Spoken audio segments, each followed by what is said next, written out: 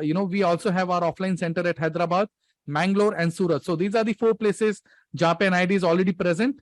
And upcoming months, around after 4-5 months, you'll see more than another, we are planning to come up with another 7 to 8 centers in Pan India. We also have a franchisee operations, and which I'll let you know in the 3rd day. So abhi hum aur bhi centers ke saath mein Pan India mein apna, we are spreading our wings, and very soon you'll see more centers coming up in across India. Anyway, so that's all about the presence of NID, and that's all about the introduction part. Now let's begin with the main learning for which we are all here today, that is interior designing. Now guys, before I take you to the next slide, and before we start and begin with the main learning, let me tell you one thing, that this session is going to start right from the very scratch. ये 3 days का master class जो है, इसमें मैंने ऐसा assumption किया है कि इस सेशन में काफी लोग ऐसे भी ज्वाइन किए हैं हमारे साथ में जो एकदम बिगिनर हैं. They are absolutely a fresher and they have zero knowledge about interior designing. So my training is going to start right from the very basics. एकदम scratch से हम लोग चालू करेंगे and धीरे धीरे हम लोग advanced level पे enter करेंगे.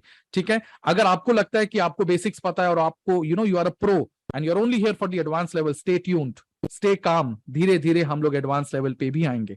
ठीक है? But will start with the very basics, very scratch, and सबसे पहले हम लोग अपना कॉन्सेप्ट को क्लियर करेंगे and then gradually move forward. So let's begin with the main basics first of all. And before I take you to the next slide and before we begin with the basic learning, I would like to ask all of you one question. Everybody, this question is going to be each one of you, and I want all of you to reply me back into the chat box. It's mandatory for each one of you to reply me back into the chat box, guys, because I need to understand what do you think. So my next question to each one of you is that, what is interior designing according to you? आपके हिसाब से ये interior designing क्या होता है? जब भी आप ये टर्म सुनते हो इंटीरियर डिजाइनिंग, आपके माइंड में सबसे पहले क्या आता है? Like what is interior designing? Don't worry, कोई पनिशमेंट नहीं है रॉन्ग आंसर्स का. So whatever is coming down to your mind, you can type into the chat box. Okay, सपनों का घर. More answers please everybody. Whatever is coming down to your mind, type me. Dream, ghar ek sapna, beautifying your surrounding, dream, pleasant place, beauty to eyes, give wings to dream, dream home, inner peace of home, beauty, happiness, designing, decoration, related to my daily life. Okay, correct utilization of space, beautifying, home decoration, decorating the home in its best, nice to organized place, organizing dream spaces, beauty and art, give happiness. Design of a house, decoration, design, okay, decoration, pleasant and organization, सब चीजों को organize करना, amazing, awesome, wonderful, decoration, decorating the home, decoration, okay, awesome, order and beauty. Wonderful guys, I really appreciate your participation and thank you so very much for your wonderful answers. I really appreciate your participation. So guys, first of all, let me as a mentor, सबसे पहले मैं आपका foundation को strong करने वाला हूं by making you understand the real definition. इसका real मतलब क्या होता है इंटीरियर डिजाइनिंग का, सबसे पहले हम लोग ये समझेंगे. Because according to me, what I personally believe, आप लाइफ में कोई भी टॉपिक को सीखो, जब तक आपका बेसिक क्लियर नहीं है, फाउंडेशन स्ट्रॉन्ग नहीं है, it doesn't make any sense to go to the advanced level. So let us first of all make our foundation strong. So what is interior designing? इसका रियल मतलब क्या होता है? You can see this 4 line definition on the screen. ये तो थोड़ा theoretical explanation हो गया, राइट? कि लाइंस को पढ़ो एंड सीख जाओ. But as a mentor, I do not believe in theoretical. Let me try to make you understand practical in the form of an example. And the example is कि suppose आप जहां से भी belong करते हैं, जो भी आपका टाउन है, जो भी आपका सिटी है, आप किसी के घर जाते हो जिन्होंने रिसेंटली अभी अपना एक नए फ्लैट में, एक नए अपार्टमेंट में फ्लैट लिया है, इंटीरियर करवाया और उसमें शिफ्ट हुए हैं. आप उनके घर जाते हो उनका नया फ्लैट देखने के लिए, या फिर आप किसी के घर जाते हो जिन्होंने रिसेंटली अभी अपना घर रेनोवेट किया है, या फिर आप अपने सिटी में लॉन्च किए गए एक न्यूली लॉन्च रेस्टोरेंट में जाते हो जो अभी आपके सिटी में नए से लॉन्च किए गए हैं. You go to a newly launch cafe, a newly launch shopping mall. What I'm trying to say is that आप ऐसे कोई भी एनवायरमेंट में जाते हो जो अभी रिसेंटली आपके एरिया में लॉन्च किए गए हैं. And the moment you enter that atmosphere, the moment you enter that arena, वहां का एनवायरमेंट को देख के आपके अंदर से एक पॉजिटिव वाइब्स आता है, एक अंदर से फीलिंग आता है, like wow, what a beautiful place, क्या एनवायरमेंट है यहाँ का, क्या एटमॉस्फेयर है. ऐसा होता है गाइज आपके साथ? आप ऐसे कोई नए एनवायरमेंट में जाते हो और वहां का एटमॉस्फेयर को देख के एक बहुत पॉजिटिव वाइब्स आता है, like wow, what a beautiful place, क्या एनवायरमेंट है, क्या एटमॉस्फेयर है. आई बिलीव ऐसा हम सबके साथ होता है. So guys, in short, this wow feeling that is coming from within inside is the art of interior designing. Now honestly speaking, इसमें बहुत सारे factors involve होते हैं, but अगर मैं top 3 main elements, top 3 factors का बात करता हूं, so what are those? Number 1 is color combinations. Colour को इस तरह से प्ले किया गया है कि that is very soothing to your eyes and that is why your wow feeling is coming from within inside. Number 2, how technically each and every corner of that area has been properly utilized. अगर वो 1000 square feet का flat है in real, but आपको देखने में लगेगा यार ये कम से कम 1500 का फ्लैट तो आराम से लग रहा है. व्हाई? बिकॉज उस फ्लैट के हर एक कॉर्नर को टेक्निकली यूटिलाइज किया गया है. By the word technical utilization I mean to say is that कि उस फ्लैट के हर एक कॉर्नर को इस तरह से यूटिलाइज किया गया है कि जो भी क्लाइंट वहां पे रहने वाले हैं उनके यूसेज में वो एरिया आ रहा है, उस एरिया को बेनिफिट उठा पा रहे हैं. ऐसा नहीं कि हमने एक एरिया तो डेवलप कर दिया एज अ डिजाइनर, बट मेरे क्लाइंट उस एरिया का बेनिफिट ही नहीं ले पा रहे हैं, वो सिर्फ शो के लिए हमने डेवलप किया. That can not be termed as a technical utilization. And number 3 is comfort. One thing you need to understand, guys, as an interior designer, we do not design for machines. हम machines के लिए design नहीं करते हैं. हम किसके लिए design करते हैं? We design for human beings. और अगर मेरा डिजाइन मेरे क्लाइंट के कंफर्ट में ऐड नहीं होता है, उनके डेली लाइफ के कंफर्ट में ऐड नहीं होता है, that can not be termed as a good interior designing to be done. So among so many elements, top 3 key elements are color combinations, technical utilization of the space, and comfort. As you can see this definition, now you can read this definition and you can understand what I've said you. Interior designing is the art and science of enhancing the interior of a building to achieve a healthier and a more pleasant environment for the people using the space, because we are going to design for whom? Human beings, not for machines. All right.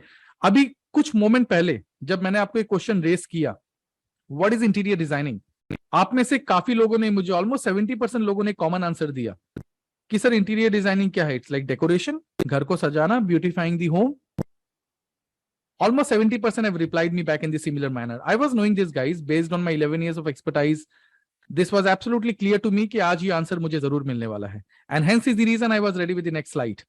And the next slide says you all the difference between interior designing and decoration. And let me tell you, my dear friends, interior designing and interior decoration, these are two different terms. और जिनको काफी student, almost 80% student क्या करते हैं, एक ही समझ बैठते हैं. उन्हें लगता है इंटीरियर डिजाइनिंग और डेकोरेशन का मतलब तो एक ही होता है, but these are two different terms. और जब आप इन दोनों को एक समझ बैठते हो, यहीं पे आप अपना क्या करते हो, you make your foundation weak. आप अपना बेसिक को वीक कर देते हो. So these are two different terms. So we already understood what is interior designing. That includes lot of technicalities. अभी वो technicalities क्या क्या है, वो जैसे जैसे सेशन में हम लोग डीप एंटर करेंगे, आपको वो टेक्निकल चीजों को मैं डिटेल में एक्सप्लेन करूंगा. But what is this term called interior decoration? इसका मतलब क्या होता है? Again, let me try to make you understand in the form of an example. Example are the best way to understand. So example is कि suppose you have a very big living room in your house. आपके घर में काफी बड़ा living room, आपका very beautiful and fully furnished living room. एक दिन आपको ऐसा फीलिंग आता है कि यार my living room is so very big, so very beautiful, but just because of this sofa which is like 7 to 8 years old, 7-8 साल पुराना सोफा हो गया, इस सोफा के वजह से क्या हो रहा है ना, it's giving a shabby look. इसके वजह से मेरा एंटायर लिविंग रूम का लुक कहीं ना कहीं कंप्रोमाइज हो रहा है, स्पॉइल हो रहा है. तो आपके माइंड में एक थॉट आता है, in order to maintain the show of my living room, it's high time I need to replace the sofa. इस सोफा को रिप्लेस करूंगा तभी मेरा लिविंग रूम का शो मेंटेन होगा. बट आपके माइंड में एक और थॉट आता है कि buying a new sofa is a very costly affair, एक अच्छा खासा इन्वेस्टमेंट लग जाएगा. So why not I do one more thing, rather than buying a new sofa, why not I change the fabric of the sofa? Because sofa के structure में कोई problem नहीं है, स्ट्रक्चर एकदम परफेक्ट है. प्रॉब्लम कहां है, शैबी लुक कहां आ रहा है, उसके फैब्रिक से आ रहा है, क्योंकि फैब्रिक 7-8 years old हो गया, डल हो गया, फेडेड हो गया, that is the reason it's giving a shabby look. तो आप क्या करते हो, आप एक होम फर्निशिंग शोरूम में जाते हो, you purchase a very good fabric, cloth fabric with a floral print, जो अभी काफी मार्केट में इन ट्रेंड है. आप वो फैब्रिक लेके आते हो, आप अपने सोफा कारपेंटर को देते हो इंस्टॉल करने के लिए. आपके सोफा कारपेंटर ओल्ड फैब्रिक को रिमूव करते हैं और ये न्यू फैब्रिक को इंस्टॉल कर देते हैं. As soon as he does that, your sofa is ready with a new look, as good as new sofa. This is part 1 of the story. अभी आप देखते हो कि सोफा तो चलो नया फैब्रिक लगाने से पूरा नया हो गया. अब ये सोफा के जो बैक साइड में जो वॉल है, ये वॉल का जो पेंट है, अब ये सोफा के फैब्रिक के आगे थोड़ा सा मैच नहीं कर रहा है, तो आप सोफा के फैब्रिक के अकॉर्डिंगली वॉल का पेंट को भी थोड़ा चेंज कर देते हो. And you do some kind of furniture reshufflement, थोड़ा यहाँ का फर्नीचर वहां कर दिया, वहां का वहां कर दिया. गाइज, ये जो एग्जांपल अभी मैंने आपसे शेयर किया, कि आपने सोफा का फैब्रिक को चेंज कर दिया, आपने वॉल का पेंट को चेंज कर दिया, आपने फर्नीचर को इधर उधर रीशफल कर दिया। क्या इस एग्जाम्पल में हमने कहीं पे भी इंटीरियर डिजाइनिंग किया है? What do you think? What do you think? ये जो एग्जांपल अभी मैंने आपको दिया, क्या इस एग्जांपल में हमने कहीं पे भी इंटीरियर डिजाइनिंग का काम किया है? No, we have not done interior designing. Then what is this that we were doing? क्या कहा जाएगा इसे? कुछ ना कुछ तो टर्म देंगे ना हम लोग इसे, जो अभी हम लोग काम कर रहे थे। What is this called? What is this would be termed as? Absolutely right. We are decorating a space. हम एक एरिया को डेकोरेट कर रहे हैं। And let me tell you guys, to your surprise, you all are interior decorators in this world. आप जितने भी लोग मेरे सामने इस प्लेटफॉर्म में हो, you people are already an interior decorator. आप बोलोगे सर क्या मजाक कर रहे हो, हम इंटीरियर डेकोरेटर और हमें नहीं पता इतने सालों से। Guys, go to the flashback of your own life. अपना लाइफ का थोड़ा सा पीछे जाके देखिए, हिस्ट्री में जाके देखिए, लाइफ में बैक में रिकॉल करके देखिए। डेफिनेटली आपके लाइफ में कभी ना कभी ऐसा मोमेंट आया होगा जब आपको फील हुआ, मेरा बैल्कनी का ये फ्लोर थोड़ा एम्प्टी लग रहा है। आप क्या करते हो? मार्केट से कारपेट ग्रास लाके लगा देते हो। आप बैल्कनी में प्लांटेशंस लाके लगा देते हो। आपको लगता है मेरा बेडरूम का एक वॉल थोड़ा एम्प्टी लग रहा है, आप वहां पे एक वॉलपेपर लाके लगा देते हो। आपको लग रहा है मेरा बेडरूम का ड्रेसिंग एरिया थोड़ा एम्प्टी लग रहा है, आप वहां पे शो पीसेस लाके लगा देते हो। आपको लग रहा है एक और वॉल एम्प्टी लग रहा है, वहां पे सीनरी लाके लगा देते हो। Can you people recall this? I believe ये काम लाइफ में कहीं ना कहीं आप करते आ रहे हैं। We all have been doing similar kind of work in our life. Agree और not? Yes, can you recall this guys? Can you recall this? Yes, we all have been doing similar kind of work in our life. So we are already an interior decorator, but you cannot term yourself to be an interior designer until and unless you are technically sound. अभी वो technically sound क्या है वो आने वाले session में आपको समझ में आएगा, what technical term I am referring to. But if you refer to this last line of this slide, understand this line very, very carefully, and this line gives a very big message. Interior designers may decorate. We decorate because this is a part of our professions, but decorators do not design. जो decorators होते हैं वो तब तक designing का काम नहीं कर सकते जब तक they are not technically sound, right? So I hope now you got the difference between these two terms, interior designing and decoration. And next time कोई आपको ये क्वेश्चन रेस करेगा कि what is interior designing, आप उन्हें ये answer तो नहीं दोगे ना? It's like interior decoration, because by now you have understood and this concept is clear that these are two different terms. All right. And this was very important for each one of us to understand and make our foundation strong. So along with this foundation, one more foundation I would like to make you very, very strong. And उसके बाद हम लोग planning and execution पे enter करेंगे. And the second foundation that I'm referring to, again guys, मैंने देखा है बहुत students है ना, तीन प्रोफेशन के साथ बहुत कंफ्यूज हो जाते हैं, बहुत मिक्सअप कर देते हैं। लाइक इतना मिक्सअप कर देते हैं that they do not understand the role and responsibilities of those three professions. ठीक है? So here I am referring to architect, civil engineer and interior designer. बहुत स्टूडेंट्स ये तीनों प्रोफेशन को मिक्स कर देते हैं। ठीक है? So let me try to make you understand about these three professions and their individual roles and responsibilities. So number one, who is an architect? Architect क्या करते हैं? Suppose this is a land. ठीक है? इस land के ऊपर में एक बिल्डिंग कंस्ट्रक्ट होना है, तो एंटायर प्लानिंग जो होता है ना बिल्डिंग का, उसका एक्सटीरियर एलिवेशन कैसा होगा, pillars, beams, all this technical planning is been done by the architect. Architect does the planning of the building. Once the planning part is ready, now comes civil engineer into the picture. अब civil engineer क्या करते हैं? Architect ने जो plan बनाया उस plan के accordingly building को कंस्ट्रक्ट करवाते हैं, एग्जीक्यूट करवाते हैं. ठीक है? And suppose this is a residential apartment that consist of 40 flats. अब जैसे ही बिल्डिंग कंस्ट्रक्ट हो रहा होता है, इंटरेस्टेड बायर आते हैं, इस अपार्टमेंट में फ्लैट परचेज करते हैं, एंड जैसी बिल्डिंग पूरा कंप्लीट हो जाता है, जो बायर ने फ्लैट परचेज किया उनको उनका फ्लैट का पोजीशन दे दिया जाता है, हैंड ओवर कर दिया जाता है. And once the flat is handed over to the respective buyer, now comes interior designer into the picture. अब हम सीन में आते हैं जहां पे फ्लैट ओनर्स हमें इनवाइट करते हैं अपना घर का इंटीरियर करवाने के लिए. Clear? So very quickly once again, architect does the planning of the building, civil engineer does the execution as per the plan being made by the architect, and we interior designer comes into the picture once the flat is handed over to the respective buyers. Okay, simple to understand, not very complicated. Okay, one final thing, let's understand what an interior designer can do. इस profession में as an interior designer जब हम इस field में enter करते हैं तो हमें क्या क्या करना पड़ता है? So as an interior designer you need to plan a layout, You need to plan a furniture layout, fall ceiling layout, electrical layout, plumbing layout, floor layout, section elevation, landscaping, and above all, we have to execute the entire full complete project. पूरा project को execute करना होता है हमें. So as an interior designer इन सब चीजों का प्लानिंग, सुपरविजन एंड एग्जीक्यूशन हमें करना होता है. इनमें से मैक्सिमम लेआउट को आज के सेशन में हम कवर करेंगे और एक एक करके इन डेप्थ उसके टेक्निकल चीजों को समझेंगे. ठीक है. सो आई होप यहां तक everything is clear and this is the end of level 1. यहाँ पे लेवल 1 कंप्लीट होता है जहां पे basic and foundation I try to clear from my end. I know guys, इसमें से कुछ एक लोगों को जरूर ये पता होगा, but majority of you would have not been knowing what I have shared with you right now in last 10 minutes. अभी जो मैंने शेयर किया आप में से काफी लोगों को ये नहीं पता होगा. एंड आई बिलीव ये पार्ट समझने के बाद में your foundation is strong now and you are ready to move to the second level whereby we understand planning of the project and execution. So let me know into the chat box, was I successful enough to make your foundation strong? What do you think? Is your foundation strong? Abhi basic समझ में आया आपको?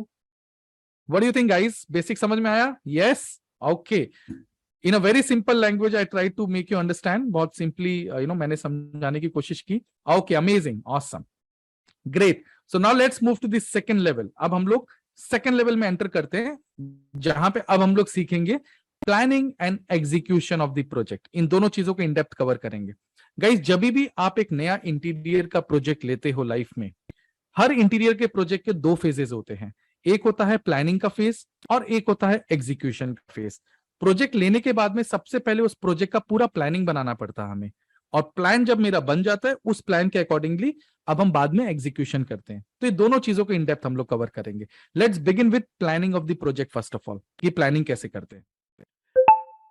Now उसमें जाने से पहले अभी जो थोड़ी देर पहले मैंने आपको एक एग्जांपल शेयर किया, एक लैंड है, इसके ऊपर में एक बिल्डिंग है, बिल्डिंग कंस्ट्रक्ट होता है, इंटरेस्टेड बायर आते हैं, उसमें फ्लैट परचेज करते हैं, right. Now as an interested buyer आप कोई भी अंडर कंस्ट्रक्शन अपार्टमेंट में जब फ्लैट परचेज करने जाते हो तो आप 2 कंडीशन में बिल्डर से फ्लैट परचेज कर सकते हो.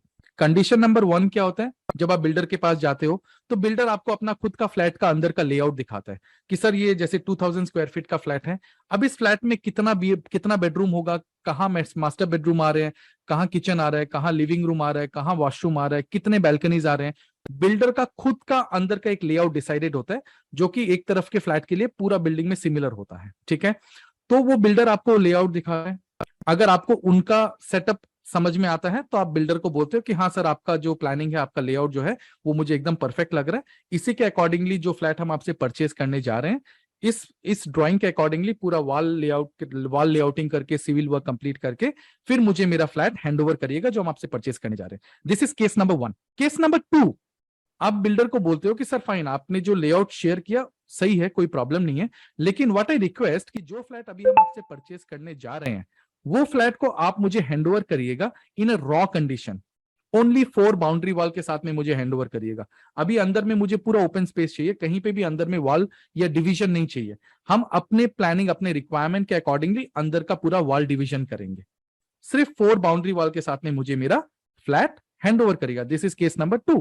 I'll proceed with case number 2.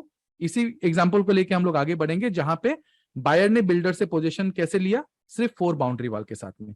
चलिए, अपार्टमेंट रेडी हो गया, बायर को उनका फ्लैट हैंडओवर कर दिया गया. अब जैसे बायर को उनका फ्लैट हैंडओवर हो गया, अभी वो हमें बुलाते हैं एज एन इंटीरियर डिजाइनर कि सर आप आइए, इस अपार्टमेंट में हमने फ्लैट परचेज किया, अभी आपसे इंटीरियर का काम कराना है. Now we go and we have the first meeting with the client on the site. अभी क्लाइंट के साथ में हमारा पहला मीटिंग होगा. Now what we do in this first meeting, क्या करते हैं हम लोग इस फर्स्ट मीटिंग में? सबसे पहला काम आपको क्या करना है, आपको सबसे पहले क्लाइंट का रिक्वायरमेंट को समझना है कि वो 2000 स्क्वायर फीट एरिया में क्लाइंट को क्या क्या चाहिए. सपोज क्लाइंट अपना रिक्वायरमेंट आपसे शेयर करता है कि सर मुझे 3 BHK का फ्लैट निकाल के दीजिएगा, उसमें मास्टर बेडरूम थोड़ा बड़ा होना चाहिए, उससे थोड़ा छोटा किड्स रूम होने से चलेगा, गेस्ट रूम थोड़ा और छोटा होने से चलेगा, मुझे कम से कम 2 बैल्कनी चाहिए, आई नीड मिनिमम 3 वॉशरूम्स, एक open kitchen with a living area, एक स्टोरेज एरिया भी निकाल के दीजिएगा, and so on. I mean जो भी क्लाइंट का रिक्वायरमेंट होता है आपको समझना है, उसे नोट डाउन कर लेना है कि क्लाइंट को क्या क्या चाहिए. After understanding clients requirement, second thing जो आपको करना है, अब आपको प्रॉपर फ्लोर मेजरमेंट लेना है उस एरिया का.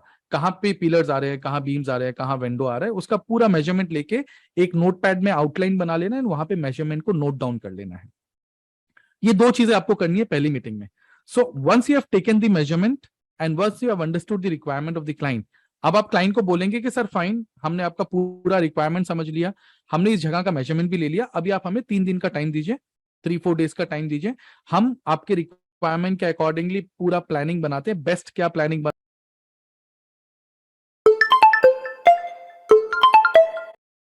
डिस्कस करें। Now will come back to our home, will come back to our office, और अब हम लोग क्या करेंगे, प्लानिंग के साथ में बैठेंगे, plan of the project.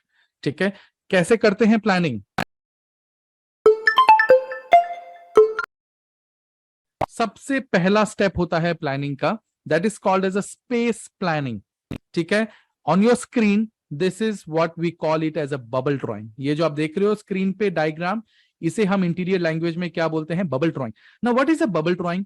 Bubble drawing is nothing but a rough demarcation of the area. से फॉर एग्जांपल, अभी क्या है, इफ यू रिमेंबर गाइस, मैंने आपको क्या कहा, क्लाइंट ने फ्लैट को कैसे लिया, रॉ, ओनली 4 बाउंड्री वाला, अभी पूरा ओपन फ्लैट है।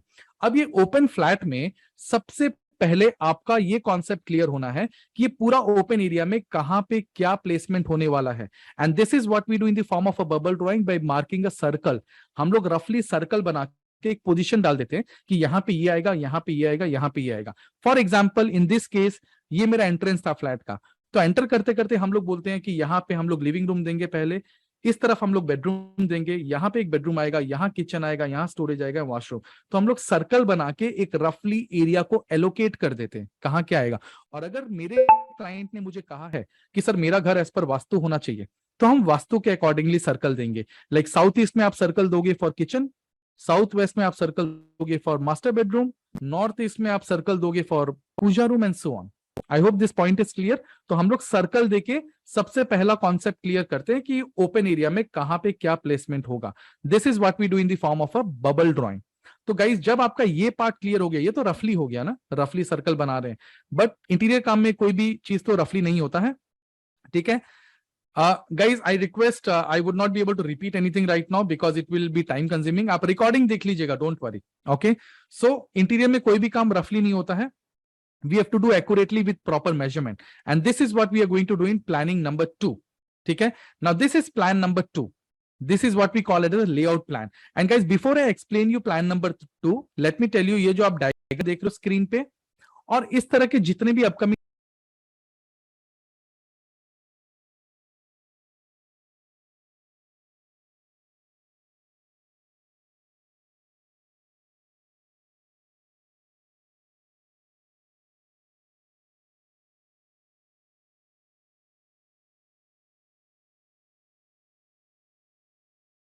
now let's understand about plan number 2 and let me add on one more thing. ये जो जितने भी डायग्राम्स अभी आपके स्क्रीन पे आएंगे, this is just for this session, ये लर्निंग पर्पस के लिए, डेमोन्स्ट्रेशन के लिए है। ये किसी क्लाइंट का घर का लेआउट नहीं है, ये सिर्फ आपको कुछ टेक्निकल चीजों को समझाने के लिए मैंने लेआउट बनाया। Okay cool, now this is layout plan. Now what we are doing in this plan number 2, understand carefully, this software is called AutoCAD. Now guys suppose यहां पे मैंने क्या किया था, यहां पे मैंने सर्कल दिया था। Say for example in planning number 1, जब मैं ये आपको समझा रहा था ना कि हमने रफली सर्कल दिया कहां क्या होगा, सपोज मैंने यहाँ पे सर्कल दिया था फॉर मास्टर बेडरूम, यहां हमने प्लान नंबर 1 में सर्कल किया था फॉर किड्स रूम। तो जहां पे हमने सर्कल किया था वहां पे अब हम लोग क्या करेंगे, वॉल एलिवेशन को प्लान करेंगे, वॉल लेआउटिंग को करेंगे, एंड इसका एक शेप निकालेंगे कि कितना बाई कितना का मास्टर बेडरूम होगा। नाउ काफी लोगों को ये बहुत इजी टास्क लगता है कि सर वॉल लेआउटिंग करना तो बहुत सिंपल है, वॉल खड़ा कर दिया हो गया।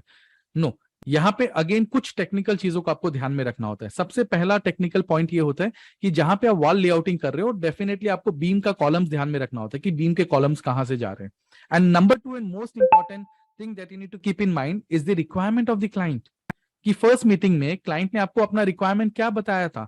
से फॉर एग्जाम्पल पहला मीटिंग में क्लाइंट ने आपको ये बोला था कि सर मेरा जो मास्टर बेडरूम होने वाला है उसको इतना बड़ा बनाइएगा कि उसमें मुझे किंग साइज बेड चाहिए, मुझे एटलीस्ट 3 वार्डरोब चाहिए, मुझे एक ड्रेसिंग एरिया डेफिनेटली चाहिए, टीवी कैबिनेट तो चाहिए ही चाहिए, मुझे एक स्टडी टेबल का एरिया भी चाहिए, और मेक श्योर एक काउच एरिया भी निकालिएगा, थोड़ा सोफा सिटिंग या काउच सिटिंग टाइप का एक एरिया निकले।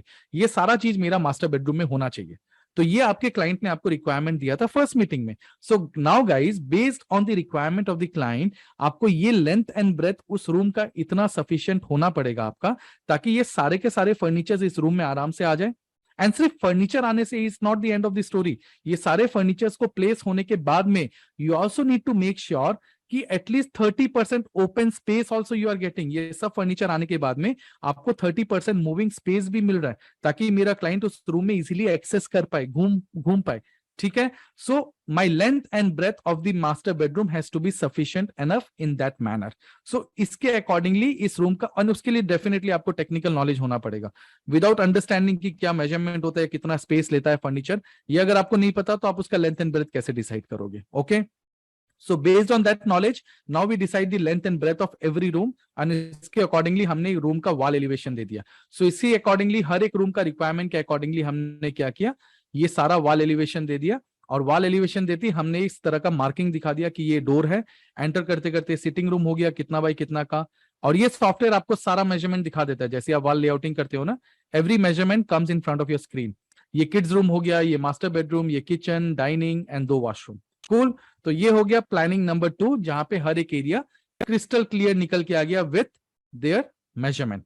Now guys what I have seen is that most of the designer को मैंने क्या देखा, यहीं तक प्लानिंग नंबर 2 तक ही प्लानिंग करते हैं, और उसके बाद सीधा वो क्या करते हैं, जंप कर जाते हैं एग्जीक्यूशन पे, कॉन्ट्रैक्टर को साइड पे बुला के काम करना स्टार्ट कर देते हैं। Now let me tell you, this is a very wrong way of doing the work, because there is something called planning number 3।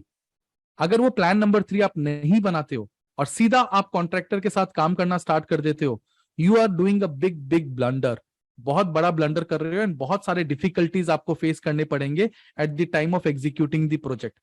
आगे जाके बहुत डिफिकल्टी आपको फेस करने पड़ेंगे, and your project will never run smoothly और अच्छी से execute नहीं होगा। सो what is that plan number 3 that is so very important, और जिसके बिना आप एग्जीक्यूशन का नहीं सोच सकते हो। That plan number 3 is your furniture layout. And बहुत डिजाइनर को मैंने देखा है, बहुत कम डिजाइनर को रादर देखा है जो ये प्लान बनाते हैं। और अगर आप ये प्लान नहीं बनाते हो, again I repeat, you are doing a big blunder and you'll face a lot of difficulties. So let's understand about this plan, which is so very important. और इस planning में हम लोग क्या करते हैं, what is a furniture layout and what we are doing out here. Now before I make you understand this plan, let me go back to the plan number 2 again. Now guys, इस plan में एक bedroom में क्या होता है कि there are 4 walls. Every bedroom consists of 4 walls, right? Say for example, this is wall A, this is wall B, this is wall C, and this is wall D. एक bedroom में basic furnitures क्या होता है, bed, wardrobe, TV, dressing, all right, basic amenities जो होते हैं। Now what I'll check in my drawing कि suppose हर एक एंगल से हम लोग चीजों को प्लेस करके चेक करेंगे। लाइक वॉल A, अगर इस वॉल पे हम लोग बेड को ऐसे पोजीशन करते हैं, तो what are the advantage और disadvantage that I'm getting with regard to space utilization? Wall B में अगर इस तरह से बेड को प्लेस करेंगे तो क्या मिलेगा, इस तरह से करेंगे तो क्या मिलेगा, और इस D में करेंगे तो क्या मिलेगा। तो हर एक एंगल से हम लोग चीजों को प्लेस करके देखते हैं, एंड फाइनली हम लोग एक रिकमेंडेशन पे आते हैं कि हाँ, ये वाला एरिया परफेक्ट है, जहां पे स्पेस यूटिलाइजेशन एकदम परफेक्ट मैनर में हो रहा है। तो यही चीज हम लोग फर्नीचर लेआउट में करते हैं। Now in this particular example, wall D looks good to me, तो मैंने वॉल डी में क्या किया, यहाँ पे बेड को प्लेस कर दिया। अब जाहिर सी बात है कि यहाँ पे बेड प्लेस हुआ तो इसके ठीक ऑपोजिट वाले वाल यहाँ पे मेरा टीवी आएगा। ये एरिया हमने छोड़ दिया ड्रेसिंग के लिए, और ये मेरा वार्डरोब का एरिया आ गया। नाउ किड्स रूम, यहाँ पे हमने single bed with a side table दे दिया। स्टडी एरिया दे दिया हमने study table with a single wardrobe. यहाँ पे हमने sofa sitting with a centre table and a side table. 6 seater dining table. Kitchen में कहाँ स्टव आ रहा है, कहाँ सिंक आ रहा है, वॉशरूम में कहाँ क्या आ रहा है, everything we have showed in this drawing. सबका प्लेसमेंट हमने इस ड्राइंग में दिखा दिया, ठीक है, as per the requirement of the client.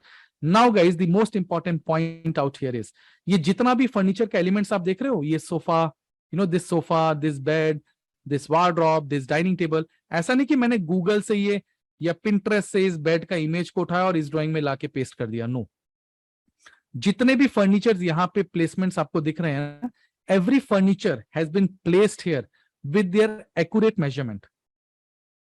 What I'm trying to say out here is that ये जिस मेजरमेंट का मेरा एक्चुअल में ये बेड बनने वाला है, मैं पहले से ही इस लेआउट में उस मेजरमेंट का बेड यहाँ पे प्लेस कर दे रहा हूं। लाइक एक बेड का स्टैंडर्ड मेजरमेंट क्या होता है, 6.5 फीट बाई 6 फीट का बेड होता है, राइट।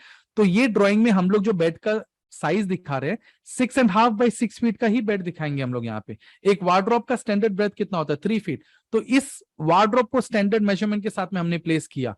एक sofa seater, single sofa seater 2x2, तो स्टैंडर्ड मेजरमेंट में हमने सोफा पूरा प्लेस किया है। एक डाइनिंग टेबल का टॉप 6x3, तो standard measure what I am trying to say out here is that जितने भी फर्नीचर्स हैं जो एक्चुअल जिस मेजरमेंट के फर्नीचर बनने वाले हैं, पहले से ही उस मेजरमेंट के साथ में ही मैंने इस लेआउट में उसको प्लेसमेंट किया है। Now what is the benefit of doing this? ऐसा करने से मुझे बेनिफिट क्या हो रहा है? बेनिफिट ये हो रहा है guys, after placing all this furnitures, अभी आपको इस सिनेरियो में, इस लेआउट में, ये जो ओपन स्पेस जितना दिखाई दे रहा है आपको, ये जो ओपन स्पेस है, इस बेडरूम में ये ओपन स्पेस है, इस बेडरूम में ये जो ओपन स्पेस है, जितना ओपन स्पेस आपको इस लेआउट में दिखाई दे रहा है, या जो भी सिचुएशन आपको समझ में आ रहा है, इन रियलिटी सेम एग्जैक्टली इसका डुप्लीकेट, इसका रेप्लिका, सेम सिनेरियो आपको रियल में आपके साइट पे ऐसा ही सिनेरियो आपको मिलेगा। आई रिपीट, जो सिनेरियो आपको इस लेआउट में दिखाई दे रहा है, जितना ओपन स्पेस आपको दिखाई दे रहा है, एग्जैक्टली इन रियलिटी इतना ही ओपन स्पेस आपको रियल में आपके साइट पे मिलने वाला है। Now this is the art of doing work with proper measurement. Now again, जब हम ये फर्नीचर लेआउट बनाते हैं और ये सब एलिमेंट्स को प्लेस करते हैं, again your technical knowledge comes into the picture. ऐसा नहीं कि हमने कुछ भी उठाया और कहीं पे भी प्लेस कर दिया। यहाँ पे हर एक चीजों को प्लेसमेंट करते वक्त कुछ टेक्निकल चीजों को ध्यान में रखना पड़ता है, नॉट कुछ, बहुत सारे टेक्निकल चीजों को ध्यान में रखना पड़ता है। बट एक छोटा सा एग्जांपल मैं आपको अगर बताऊंगा तो आपको समझ में आएगा what I am trying to say. उसके लिए let me take you back to the slide number 2 again. Now यहां पे अब हमने क्या दिखाया कि suppose this is a kitchen, ठीक है, और यहां पे हमने एक डाइनिंग एरिया दिखाया था। ओके, नाउ गाइस, एक मोमेंट के लिए आपको ऐसा फीलिंग नहीं आ रहा है कि चलो यहां पे मैंने डाइनिंग दिखाया, बट ये जो ब्रेथ है, ये जो वॉल टू वॉल ये जो ब्रेथ है, ये ब्रेथ आपको छोटा नहीं लग रहा है? लाइक ऐसा फीलिंग नहीं आ रहा आपको कि यहाँ पे क्या डाइनिंग टेबल आ पाएगा? स्पेस थोड़ा छोटा नहीं लग रहा आपको? What do you think? ऐसा देख के आपको ऐसा फीलिंग आ रहा है कि नहीं आ रहा है? ये जो ब्रेथ है, ये थोड़ा छोटा नहीं लग रहा आपको देखने में? यस, एक बार मोमेंट में आ रहा है ना कि यार यहाँ पे फ्रिज आ पाएगा? Like is this a correct area to put a dining table? Yes, ऐसा माइंड में आ रहा है। सो जो चीज आपके माइंड में आ रहा है, why to keep it in your mind? Why not let us check practically check करके क्यों ना देखें हम लोग? So what we are going to do is that, अब हमने क्या किया, इस एरिया में हमने जिस मेजरमेंट का हमें डाइनिंग टेबल, जो एक्चुअल में यहाँ पे 6 सीटर का जो साइज होता है, मेजरमेंट होता है डाइनिंग टेबल का, उसी मेजरमेंट में हमने पूरा डाइनिंग टेबल का सेट को यहाँ पे प्लेस कर दिया। अब प्लेस करने के बाद में क्या टेक्निकल चीजों को हम लोग चेक करेंगे कि say for example anybody who is going to sit on this chair, ये चेयर पे कोई भी बैठेंगे तो कैसे बैठेंगे? थोड़ा सा चेयर को हम लोग बैक पुल करेंगे फिर बैठेंगे, राइट? तो सपोज चेयर मेरा यहां तक बैक पुल होता है और कोई यहां पे फिर चेयर पे बैठता है ना, ये बैक पुल पॉइंट है। इस पॉइंट से लेके ये जो वॉल है, ये जो डिस्टेंस है, ये कितना है? This is what I will check in my drawing. अगर ये डिस्टेंस जो है, इफ इट इज 3 फीट या अबव 3 फीट अगर मुझे मिल रहा है, that means this is the best place. कोई इश्यू नहीं है, आराम से 6 सीटर डाइनिंग टेबल यहां पे आ सकता है, कोई इश्यू नहीं है। बट अगर ये डिस्टेंस मुझे बिलो 3 फीट मिल रहा है, लाइक 2 फीट और 2.5 feet to that matter, in that case I will not recommend my client. मैं क्लाइंट को बोलूंगा sir according to me this is not the perfect area to have a 6 seater dining table. At least dining table 6 seater तो बिल्कुल भी नहीं, हम लोग फिर भी 4 सीटर को एक बार ट्राई कर सकते हैं, या मे बी हम लोग कुछ हैंग करके प्रोविजन कर सकते हैं, but a big no for 6 seater dining table. According to me यहाँ पे 6 सीटर डाइनिंग टेबल नहीं आना चाहिए। Now why am I saying this, कि अगर 3 फीट है तो ठीक है, लेकिन 3 फीट नहीं है तो ठीक नहीं है। इसके पीछे टेक्निकल रीजन क्या है? The technical reason behind this is that guys, a human being needs 3 feet area minimum to walk comfortably. अगर हमें एक एरिया से क्रॉस करके वॉक करके कंफर्टेबली क्रॉस करके जाना है, हमें 3 फीट का एरिया चाहिए, ठीक है? I repeat, the work comfortably. आप बोलोगे सर अगर ये 2 फीट या 2.5 फीट है, क्या यहां से कोई वॉक करके किचन तक नहीं जा सकता? ऑब्वियसली जा सकता है, why not? But then in that case what will happen, आपको थोड़ा सा बेंड होके जाना पड़ेगा, या मे बी आपके एल्बोज बार बार चेयर को हिट करेंगे।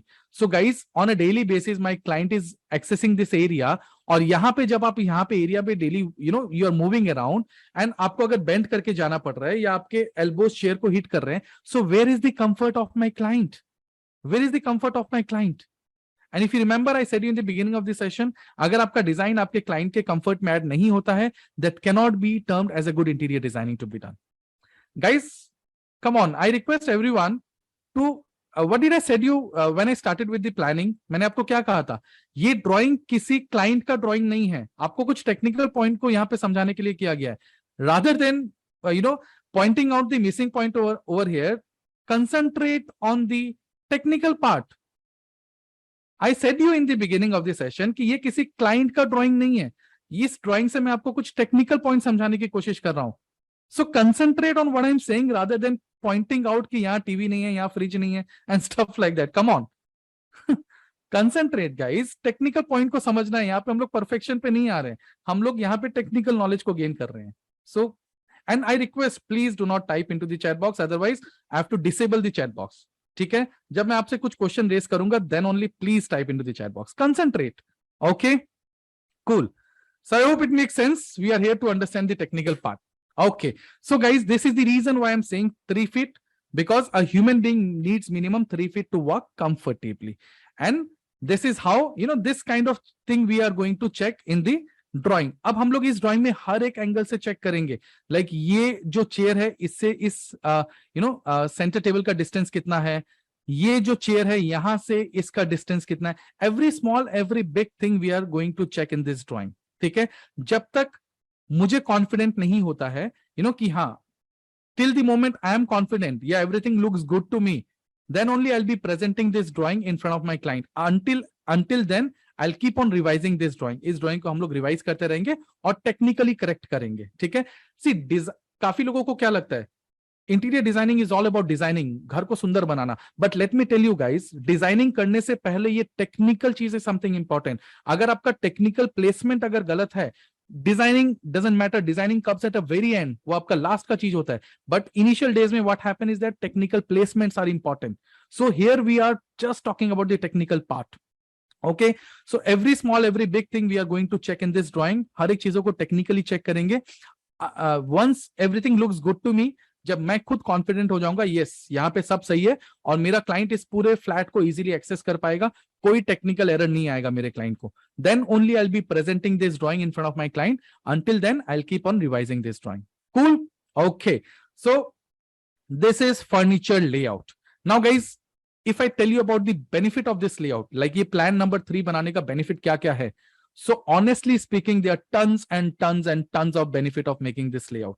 ये प्लान नंबर 3 बनाने के tons of benefits are there. But if I talk about top 2 benefit, तो what are those 2? Number 1, benefit number 1, suppose आपने लेआउट नहीं बनाया और आपने सिर्फ यहीं तक लेआउट बनाया प्लानिंग नंबर 2 तक, और आप ये लेआउट को अपने क्लाइंट को सेकेंड मीटिंग में फॉरवर्ड करते हो कि sir have a look at this, मैंने पूरा प्लानिंग बना के रेडी कर लिया. Now what do you think guys, आप ये लेआउट जैसे क्लाइंट को दिखाओगे, व्हाट डू यू थिंक, आपके क्लाइंट को कुछ भी समझ में आएगा इस लेआउट को देख के? Will he be able to understand anything out of this layout? What do you think as a layman, because आपका क्लाइंट एक अलग बिजनेस बैकग्राउंड से बिलोंग करता है, इस लेआउट को देख के क्लाइंट को कुछ भी समझ में आएगा? I believe no, everything will go above his head. On the contrary, अभी सेकेंड मीटिंग में आप क्लाइंट को ये लेआउट दिखाते हो कि sir this is what I have got things ready for you. अब क्या लगता है आपको, अब क्लाइंट को समझ में आएगा? सेकेंड मीटिंग में ये प्लानिंग अगर आप दिखाओगे तो व्हाट डू यू थिंक, अभी क्लाइंट को समझ में आएगा उसका घर एग्जैक्टली कैसे उसका यूटिलाइज होने वाला है, everything? Yes, crystal clear, absolutely clear like a glass of water. So he is going to understand everything out of this drawing कि कहां पे क्या हो रहा है. Okay, cool. So this is the first benefit guys. The moment you produce this drawing in front of your client, you reach at this level. आप इस level पे client को लगेगा yes, I have hired a professional presenting drawing so very professional in front of me. So the first benefit is you reach at this level in front of your client.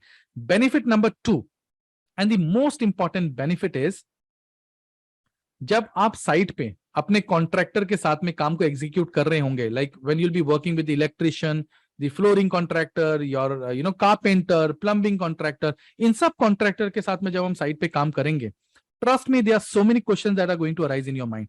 Site पे बहुत सारे हम लोग situation में फंस जाते हैं जहां पे हमको लगता है यार ये एक डिफिकल्ट सिचुएशन में आ गए, ये तो चीज मैंने पहले ध्यान नहीं दिया था, अब इसका सोल्यूशन कैसे करें. इस तरह के बहुत इंस्टेंसेस आएंगे आपके साइट पे जब आप कुछ प्रॉब्लम में फंस जाओगे और आपको उसका सोल्यूशन समझ में नहीं आएगा. Trust me guys, in this kind of a situation, ये जो लेआउट है ना, this layout will almost 90% case में आपका हर एक प्रॉब्लम का सोल्यूशन आपको प्रोवाइड कर देगा. 90% केस में this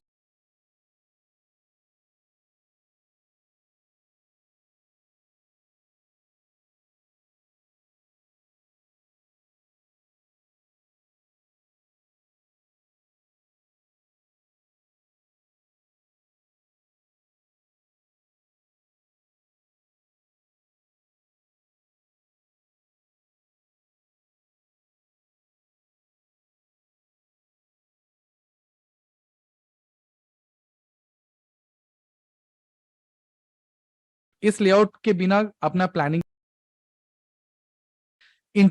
and then only move to the execution. Very important plan of the entire plan, I'm telling you. Okay, so this is a 3-step planning process. I repeat once again, very quick overview. Planning number 1 में हमने क्या किया था, रफली circle बना के area को allocate कर दिया था. प्लान नंबर 2 में जहां जहां सर्कल किया वहां पे डिवीजन दे दिया और हर एक एरिया मेरा मेजरमेंट के साथ आ गया, वॉल एलिवेशंस दिखा दिया हमने. और प्लान नंबर 3 में मेरे क्लाइंट के जो फर्नीचर्स के रिक्वायरमेंट थे इंडिविजुअल एरिया में, वहां पे हर एक फर्नीचर्स को हमने प्लेस कर दिया. Cool. Now guys, let me tell you one again important fact. ये जो प्लानिंग होता है ना, this is the most important part of your interior work and one needs to spend a very good time in making the proper plan. अगर आपका plan perfect है और आप अच्छा टाइम डिवोट करके अगर एक प्रॉपर प्लान बनाते हो, let me tell you guys, your execution becomes a cake walk. बहुत स्मूथली आपका प्रोजेक्ट एग्जीक्यूट होगा. बट अगर आप प्लानिंग पे इतना फोकस नहीं करते हो, इतना टेक्निकली स्ट्रॉन्ग प्लानिंग नहीं बनाते हो, God will help you. Definitely your execution will not go smoothly. बहुत डिफिकल्टीज आएंगे एंड कितना डिफिकल्टीज आएगा I will not be able to tell you right away. But then never ever your project is going to end smoothly. So make sure you spend some very good time in making a proper plan. अच्छा खासा time आपको spend करना चाहिए. Okay, now once the plan is ready, once this furniture layout is ready, now what I'll do is that I'll take 2 printout of this drawing. अब हम लोग second meeting करने जाएंगे क्लाइंट के साथ में. एक प्रिंट आउट क्लाइंट को दिखाएंगे. अगर मेरा क्लाइंट को सब कुछ प्लेसमेंट सही लगता है, या अगर क्लाइंट को लगता है कि सर ये थोड़ा चेंज कर दीजिए, तो we listen to the requirement and we do those minor changes. और अगर मेरा क्लाइंट बोलता है नहीं सर कोई चेंजेस की रिक्वायरमेंट नहीं है, everything looks good to me according to my choice, ये सब कुछ आपने वैसा ही बनाया, go ahead and start the work. The moment client give me the green signal कि आप काम को स्टार्ट करिए, little off track but this is very important point for you to understand. जैसे ही आपका क्लाइंट आपको ग्रीन सिग्नल देता है, तो एक प्रिंट आउट आप क्लाइंट को दे दोगे उनके रेफरेंस के लिए, और एक प्रिंट आउट आप अपने पास रिटेन करोगे. जो प्रिंट आउट हम अपने पास रिटेन कर रहे हैं, make sure you take approval of your client. एक रिटर्न सिग्नेचर ले लीजिएगा and client has approved that drawing. Guys, this is a very important point. Again I am sharing this with you. काफी लोगों को थोड़ा सिंपल लगता है, ठीक है तो इतना कोई इशू नहीं है, but then let me tell you it's a very big issue. Make sure every step of your work you take the approval of your client. Maybe a return via WhatsApp, via email, via SMS, whatsoever. But हर एक चीजों में client का approval लीजिए कि client ने इसको गो head दिया, आपको ओके किया है. Why? Because आगे जाके बहुत कंफ्यूजन ऐसे आते हैं जहां पे क्लाइंट आपको बोलता है कि सर मैंने तो ऐसा नहीं कहा था, आपने ऐसा क्यों कर दिया. That time you can produce this thing कि sir you have only approved this drawing. So very important guys, very very important point. Approval is very very important. Okay, so once your client gives you that approval, my planning is done and we are all set to begin with the execution of the project. अब हम site पे काम को execute करेंगे. Now guys, understanding that my civil work is done, because civil work क्या होता है, एक अपार्टमेंट में बिल्डर करके देता है, राइट. जैसे आप ये सेकंड लेआउट अपने बिल्डर को प्रोड्यूस करते हो, इस लेआउट के अकॉर्डिंगली आपका बिल्डर क्या करेगा, पूरा वॉल लेआउटिंग करके, प्लस्तर पुट्टी, पैरिस, पीओपी सब कुछ करके, पूरा सिविल वर्क कंप्लीट करके आपको फ्लैट हैंडओवर करेगा इंटीरियर का काम स्टार्ट करने के लिए. So understanding that the civil work is absolutely completed, POP सब कुछ कंप्लीट हो गया बिल्डर के तरफ से, और फ्लैट हमें हैंडओवर कर दिया गया आगे का इंटीरियर का काम कराने के लिए. Now let me know into the chat box कि सबसे पहला काम अब हम साइट पे कौन से कॉन्ट्रैक्टर के साथ में स्टार्ट करेंगे. What do you think? सबसे पहला काम साइट पे किस कॉन्ट्रैक्टर का स्टार्ट करना चाहिए. Civil work, I said civil work is already completed, civil work पूरा कंप्लीट हो गया बिल्डर की तरफ से, उसके बाद किसका स्टार्ट करेंगे. Okay, electrical, plumbing, electrical.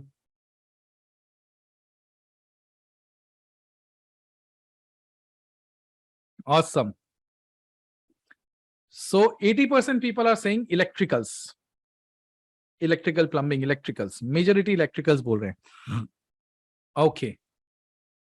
So guys, again to your surprise, I was knowing majorly आज भी लोगों का ये mindset है कि सबसे पहला काम तो इलेक्ट्रिकल वायरिंग का होना चाहिए.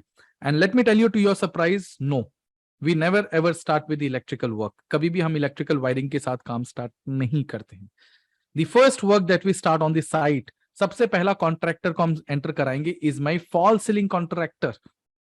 फॉल सीलिंग कॉन्ट्रैक्टर, सबसे पहला काम आपको फॉल सीलिंग का स्टार्ट करना है. एंड व्हेन आई से fall ceiling, I do not से कि अभी पूरा कंप्लीट कर देना है फॉल सीलिंग. नो, अगर आपने फॉल सीलिंग बनते हुए देखा है तो जो जिप्सम बोर्ड लगाते हैं उससे पहले क्या होता है, जीआई जो चैनल होता है, एल्युमिनियम चैनल का क्या करते हैं, फ्रेमिंग करते हैं. ठीक है, पूरा फ्रेमिंग करते हैं. तो सबसे पहला काम आपको क्या करना है, पूरा सीलिंग पे चैनल का फ्रेमिंग कराना है. एंड उसके लिए कुछ अगेन इस तरह का, again an example demonstration drawing I am sharing with you. Original drawing बहुत डिटेल में हम लोग देते हैं अपने कॉन्ट्रैक्टर को, इसको मैंने थोड़ा सिंपल रखा है जस्ट डेमोन्स्ट्रेशन पर्पस के लिए। सो इस तरह का कुछ एक ड्राइंग हम रिलीज करते हैं अपने फॉल सीलिंग कॉन्ट्रैक्टर को, ठीक है। नाउ इसमें मैंने क्या दिखाया कि इस रूम में हमने एक सिंपल फॉल सीलिंग दी है विद अ ट्रे लाइट, इसमें एक हमने कर्व फॉल सीलिंग दिया है विद अ ट्रे लाइट, इसको भी हमने एक सिंपल फॉल सीलिंग रखा है विद अ ट्रे लाइट। कितना अप कितना डाउन वो हमने दिखा दिया। अब ये ड्राइंग जैसे ही मैं अपने फॉल सीलिंग कॉन्ट्रैक्टर को देता हूं, पीडीएफ देता हूं, इस ड्राइंग के अकॉर्डिंगली वो क्या करेंगे, पूरा एल्यूमिनियम का जो पत्ती है, जो चैनल है, उसका पूरा फ्रेमिंग कर देते हैं, ठीक है। Now once the framing is done, ठीक है, once the framing is done, I will tell you the reason behind why we do not start with the electrical work. इसके पीछे रीजन क्या है वो भी मैं आपको बताऊंगा। So once the framing part is done, अभी जैसे फ्रेमिंग कंप्लीट हो गया, अब साइमल्टेनियसली हम एक और कॉन्ट्रैक्टर को एंटर कराएंगे। अभी भी इलेक्ट्रिशियन नहीं है वो। Now this time I will make my fall ceiling contractor enter. अभी फॉल सीलिंग वाले को, सॉरी, फ्लोरिंग कॉन्ट्रैक्टर को एंटर कराएंगे। अज्यूमिंग दैट पूरा फ्लोर पे हम लोग टाइल्स लगा रहे हैं, तो अभी जो फ्लोरिंग कॉन्ट्रैक्टर होगा वो टाइल्स फिटिंग करना स्टार्ट नहीं करेगा। अभी टाइल्स फिटिंग नहीं करेंगे हम लोग। अभी फॉल सीलिंग कॉन्ट्रैक्टर को क्या करना है, वो टाइल्स का कटिंग करना स्टार्ट करेगा according to the measurement of the room, and sand and cement का थोड़ा लेयरिंग बनाना स्टार्ट करेगा, फिटिंग नहीं करेगा अभी। Now, the most important question that arises out here is why we start with this channeling work and flooring work at the initial stage, and why we do not start with the electrical work. इसके पीछे reason क्या है? The reason is very simple, guys. Gone the days. आज भी आप देखोगे किसी के घर जाते हैं तो हम क्या देखते हैं, वॉल पे पूरे all everywhere you see that casing pipe, electrical casing pipe everywhere on the wall. या फिर आप देखोगे मैक्सिमम वायर्स विजिबल, यहां से वायर फॉल कर रहे हैं, यहां से वायर फॉल कर रहे हैं, everywhere wires are visible in front of your eyes. Those were the old unprofessional and traditional way of doing the work. When you call yourself to be an professional interior designer, आपका काम इतना professional होना चाहिए that majority of the electrical wires should not be visible with our naked eye. It should be all concealed. सारा conceal होना चाहिए। पहले के टाइम में लोग क्या करते थे, कंसील करते थे सिविल वर्क में, वॉल कटिंग करके पाइप को अंदर घुसा के कंसील कर देते, again traditional work. But smart work is what, fall ceiling का आपको मैक्सिमम हमारा जो कंसीलिंग होगा वो हम फॉल सीलिंग के ऊपर से इलेक्ट्रिकल वायर को लेके जाते हैं एंड पूरे घर में स्प्रेड करते हैं। Alright, so if your fall ceiling channelling work is not done, आप अपने वायरिंग को सीलिंग के ऊपर से कैसे लेके जाओगे? Getting my point? अगर आपका चैनलिंग का काम ही नहीं किया तो आप चैनल के ऊपर से इलेक्ट्रिकल वायर को लेके नहीं जा सकते। So this is the reason we first of all put the channelling work, ये चैनलिंग का काम कराते हैं।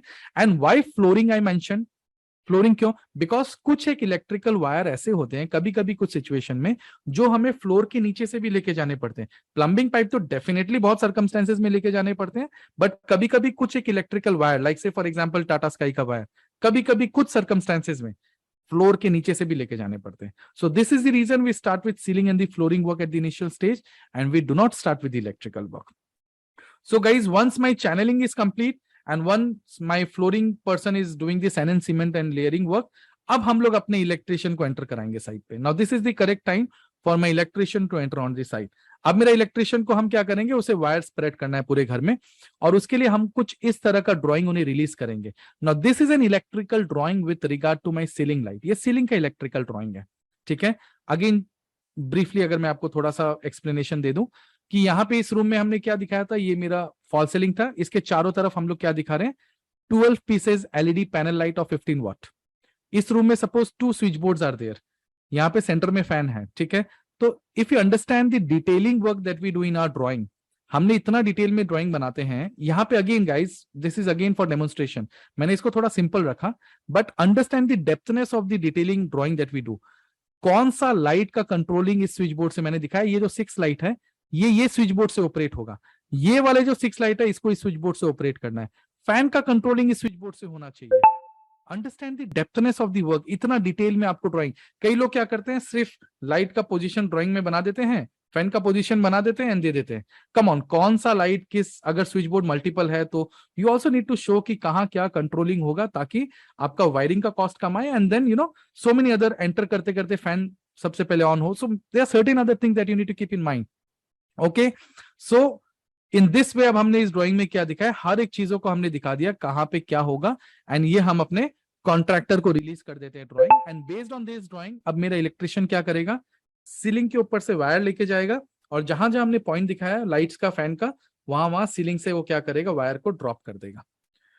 सो दिस इज सीलिंग का इलेक्ट्रिकल ड्राइंग। अब एक घर में सिर्फ सीलिंग ही तो ऐसा जगह नहीं है ना जहां पे इलेक्ट्रिकल पॉइंट्स की रिक्वायरमेंट होती है। Now let's do some brainstorming guys. Now let me know into the chat box. अगर एक बेडरूम का हम लोग बात करते हैं, specifically I am talking about a bedroom only, एक बेडरूम में कहां कहां हमें इलेक्ट्रिकल पॉइंट्स की रिक्वायरमेंट होती है? Let me know into the chat box where all we need electrical point as far as bedroom is concern. Bed side table, TV unit, yes. चलिए bed side table हो गया, TV हो गया, more answers please. Dressing, amazing, study table, yes. What else? Ceiling fan, AC, awesome awesome. So guys mandatory हमें 6 areas में हमें electrical points की requirement होती है। Bed side table, TV, dressing, study table, AC and fan. These are the 6 areas where mandatory we need electrical points. Now, जो लोग बोल रहे हैं wardrobes and other areas, those are as per your design. Those are not mandatory. अगर आपका design ऐसा कुछ है जहां पे हम एक वार्ड्रॉब में we are putting a strip light, या मेरा वार्ड्रॉब में लाइट्स होना चाहिए, या मेरा वॉल में हम लोग कोई पैनलिंग दे रहे हैं वहां पे लाइट्स आना चाहिए, सो वो तो डिजाइनिंग की बात हो गई। तो जहां जहां आप डिजाइन दे रहे हो ऑब्वियसली उस डिजाइन के अकॉर्डिंगली पॉइंट चाहिएगा। But mandatory requirement, if you do not consider the design, mandatory, these are the 6 areas. I repeat, bedside table, TV, dressing, study table, AC and fan. ये 6 areas में mandatory हमें electrical points की requirement होती है। Now ये तो समझ में आ गया कि चलिए ये एरियाज में हमें इलेक्ट्रिकल पॉइंट्स की रिक्वायरमेंट होती है। Now let me know into the chat box, अभी आप अपने इलेक्ट्रिशियन को कैसे बताओगे कि ठीक है भैया आप सीलिंग के ऊपर से वायर लेके आओ, मास्टर बेडरूम तक वायर को लेके जाओ, इस बेडरूम में एग्जैक्टली मुझे वायर यहां पे ड्रॉपिंग करिए जहां मुझे बेड साइड टेबल का पॉइंट चाहिए, एग्जैक्टली यहां पे वायर ड्रॉप करिए जहां स्टडी टेबल का पॉइंट चाहिए, एग्जैक्टली यहां ड्रॉप करिए जहां ड्रेसिंग का पॉइंट चाहिए, एग्जैक्टली यहां ड्रॉप करिए जहां टीवी का पॉइंट चाहिए। ये एग्जैक्ट पोजीशन आप अपने इलेक्ट्रिशियन को कैसे बताओगे?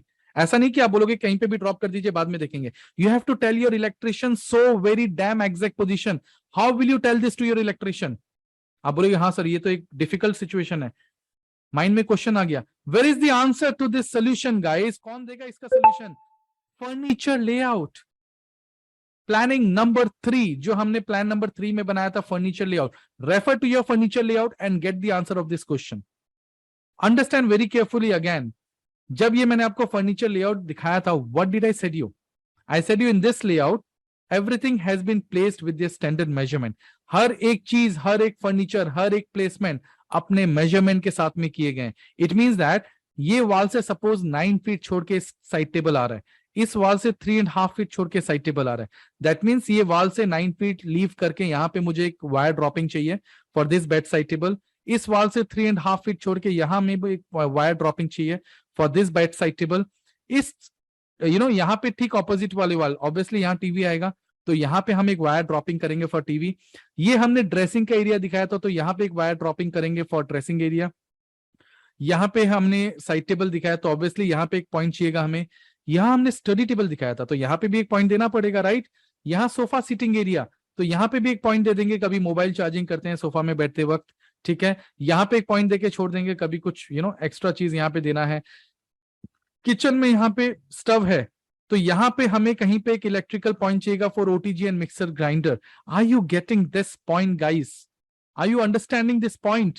अगर ये लेआउट आपने अपने प्लानिंग में नहीं बनाया होता, आपने प्लान नंबर 3 में इस लेआउट को इंक्लूड नहीं किया होता, क्या आप अपने इलेक्ट्रिशियन को इतना एक्यूरेटली, इतना प्रिसाइजली अपने वायर ड्रॉपिंग का पोजीशन बता पाते?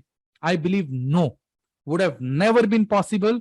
आप एक फ्लूक में, अंदाजा में काम करते, आप इलेक्ट्रिशियन को बोलते वायर लेके आओ इस रूम में, यहाँ पे एक बार कहीं पे ड्रॉप कर दीजिए बाद में देखेंगे, यहाँ पे कहीं पे ड्रॉप कर दीजिए बाद में देखेंगे। आप फ्लूक में काम करते, अंदाजा में काम करते हैं। Let me tell you, interior designing work is never done on fluke or andaza. You have to do accurately, and this is where your again technical knowledge and your accuracy work comes into the picture. And this is only possible when you have made this furniture layout so very accurately. All right. Okay, I hope now you are getting the importance of furniture layout. Yes, you do. Yes. Okay, so अब इस layout के accordingly हम लोग क्या करेंगे, ceiling के ऊपर से वायर लेके जाएंगे, इलेक्ट्रिशियन को बोलेंगे आप सीलिंग के ऊपर से वायर लेके आओ, इस वॉल से 9 फीट छोड़िए, वायर को ड्रॉप करिए for this bed side table, ceiling के ऊपर से वायर को लेके आइए अगेन, इस वॉल से 3.5 फीट छोड़िए एंड वायर को ड्रॉप करिए एंड सो ऑन। अकॉर्डिंगली हर एक एग्जैक्ट पोजीशन हम इलेक्ट्रिशियन को बताएंगे एंड वहीं वहीं पे वो पॉइंट को ड्रॉपिंग कर देंगे। Okay, so this is what this is with the help of furniture layout हम इतना प्रिसाइज वर्क कर पा रहे हैं। Now let's go back to the electrical drawing again. Okay, now let's guys, one more important point I just wanted to share with you. See, interior designing business, ये जो हमारा profession होता है, this is all about, this business is all about references.